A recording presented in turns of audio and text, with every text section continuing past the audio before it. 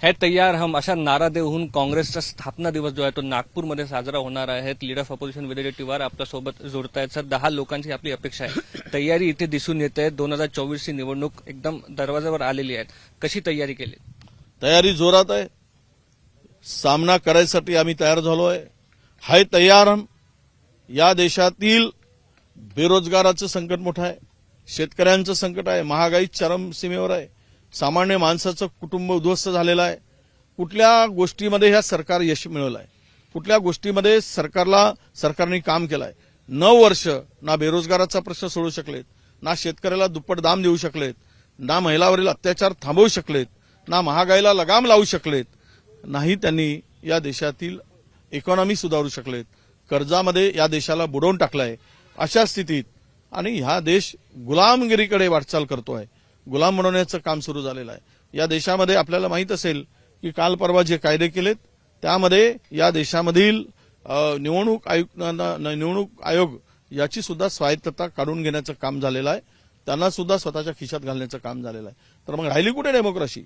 म्हणून आम्ही या रॅलीचा स्थापना दिवस 138वा स्थापना दिवस या राज्यामध्ये ज्यावेळेस महाराष्ट्रामध्ये फिलगुडचा नारा दिला होता त्यावेळेस नारा दिला होता शायनिंग इंडिया, आणि आमच्या सोनियाजींनी रॅली नागपुरात काढली होती, भव्य रॅली झाली, संविधान बचाव रॅली।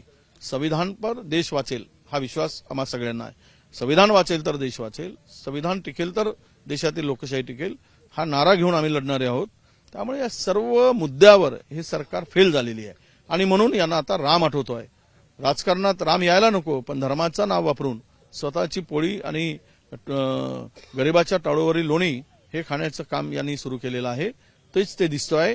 धार्मिक उद्रेक करून स्वतःला राजकारणात काही करू शकले नाही तर त्यांची मतं घेऊन सत्तेत यायचं, हा नवा फंडा आता देशात सुरू झालेला आहे।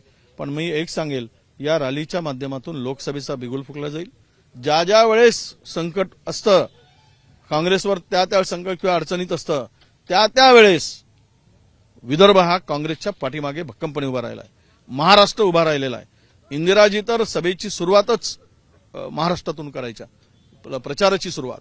त्यामुळे आम्हाला विश्वास आहे की पुन्हा या बाबासाहेबांच्या दीक्षाभूमीतून आणि प्रभू रामचंद्रांनी घेतलेला जो विसावा आहे रामटेकमध्ये, त्यातून या देशामध्ये निश्चितच बाबा ताजुद्दीनचा जे सुफी महान सुफी संत होते बाबा ताजुद्दीन, त्यांची ही भूमी, बाबासाहेबांच्या कर्मभूमी, ज्यांनी दीक्षा देऊन उपेक्षितांना, हजारो शोषितांना माणूस म्हणून उभे केलं, अशा या भूमीतून हा बिगुल निश्चितपणे देशामध्ये एक संदेश देणारा ठरेल हा मला विश्वास आहे। इंडिया आघाडीला आपल्याला पुढे घेऊन जायचं आहे, त्यातून डीएमके आहेत, त्यांची वार्ता वेगळी आहे, हिंदुत्वाचे उद्धव ठाकरे आहेत, तर काँग्रेस जोडणारा पक्ष आहे, पण पुढे जाऊन लोकांना काय मुद्दे सांगू शकतात? सगळ्यांचा नारा एकच आहे की मोदी हटाव देश बचाव।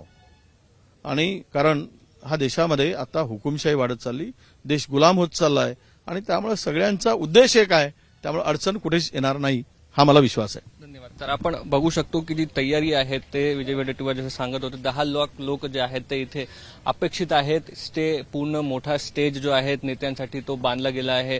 इथे मल्लिकार्जुन खरगे जे काँग्रेसचे अध्यक्ष आहेत, त्यासोबतच राहुल गांधी, सोनिया गांधी, प्रियंका गांधी आणि जे ज्येष्ठ नेते आहेत, जे खासदार आहेत काँग्रेसचे, आणि जवळपास 200 आमदार आणि असे खूप वरिष्ठ नेते काँग्रेसचे इथे है तैयार हम असा स्थापना दिवसासाठी नागपूरमध्ये हे पूर्ण तयारी जी आहे ती तयारी आपल्याला दिसून येत आहे। आता 2024 ची कुठे ना कुठे तयारी जी आहे ते काँग्रेस या पूर्ण आपण म्हणू शकतो की स्थापना दिवस ह्याच्या माध्यमातून सुरू करतायत। हे नक्कीच क्लॅरिटी जी आहे ते इथे दिसून येत आहेत। पण त्यासोबतच युतीमध्ये कारण ही निवडणूक होणार आहे, तर इंडिया आघाडी आणि त्यानंतर इंडिया आघाडीची सीट शेअरिंगची मीटिंग परवा होणार आहेत किंवा इंडिया आघाडीची मीटिंग होणार आहे असा वडेट्टीवार यांनी ही माहिती दिली आहे। तर हे पूर्णतः आपण म्हणू शकतो की आता सुरुवात झाल्यानंतर पुढे काय 2024 तयारी काँग्रेसची दिसून येते, आणि जसं ह्यांचं म्हणणं आहे की सर्वसामान्यांसाठी